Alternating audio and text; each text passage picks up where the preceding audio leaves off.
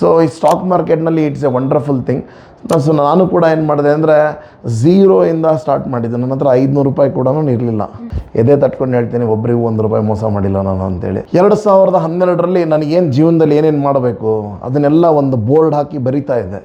So ಅದ್ರ ಮೇಲೆ ಹೋಗೊಂದು posters ಅಂಟಿಸ್ತಾ ಇದೆ. ನನ್ನ ಹತ್ರ ಕಾರ್ ಇರಲಿಲ್ಲ, ಒಂದು ಕಾರಿನ ಪೋಸ್ಟ್ ಅಂಟಿಸಿದೆ. ನನ್ನ ಕಾರ್ ತೊಗೋಬೇಕು ಆಸೆ, ದುಡ್ಡು ಬೇಕು, ದುಡ್ಡಿನ ಒಂದು ಫೋಟೋಸ್ ತೊಗೊಂಡು ದುಡ್ಡು ಫೋಟೋಸ್ ಅಂಟಿಸಿದೆ. ಮನೆ ತೊಗೋಬೇಕು, ಮನೆ ಫೋಟೋ ಅಂಟಿಸಿದೆ. ಅದೇನೋ ಹುಚ್ಚು ಗೊತ್ತಿಲ್ಲ, ಚೈನ್ ಆಫ್ ಹೋಟೆಲ್ಸ್ ಮಾಡಬೇಕು ಅಂತ ಹೋಟೆಲ್ ಫೋಟೋ ಅಂಟಿಸಿದೆ. So everything I did it with in next 3 years. Everything. Only one thing is left out, that is a chain of medical related things ಮಾಡಬೇಕು ಅಂತ.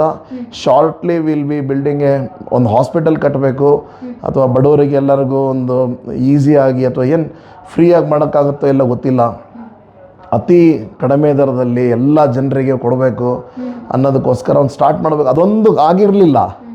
ಸೊ ಮೊನ್ನೆ ನಾನು ನೋಡ್ತಾ ಇದ್ದೆ, ಅನ್ಎಡಿಟೆಡ್ ಇತ್ತು, 2011ರದ್ದು 12ರದ್ದು ಬರೆದಿಟ್ಟಿದ್ದೆ ನಾನು ಏನೇನು ಮಾಡಬೇಕು ಲೈಫ್ನಲ್ಲಿ ಅಂತ.